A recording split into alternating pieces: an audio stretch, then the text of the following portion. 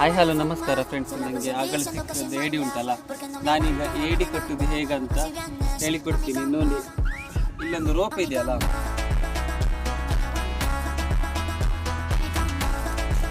ನೋಡಿ ಸಾಧಾರಣ ಒಂದು ಇದು 3 ತಿಂಗಳು ಬರ್ತದೆ. ಇದು ಏಡಿ ಕಟ್ಟುವ ಒಂದು ರೋಪ್ 0.50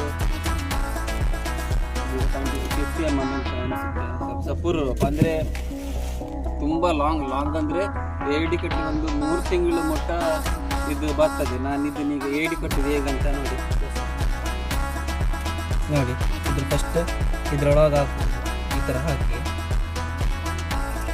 ಈ ಥರ ಲಾಕ್ ಹೀಗೆ ಎಲ್ಲರದ್ದು ಒಂದೊಂದು ಸ್ಟೈಲ್ ಉಂಟು. ಇದೊಂಥರ ಬೇರೆ ಥರ, ಒಂದು ಬೇರೆ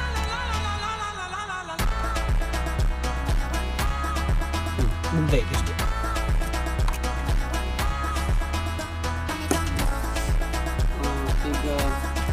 ಈಗ ಬರುವಂಥದ್ದು ಈಗ ಜೂನಲ್ಲಿ ಈಗ ನಾವೀಗ ಯಾವುದು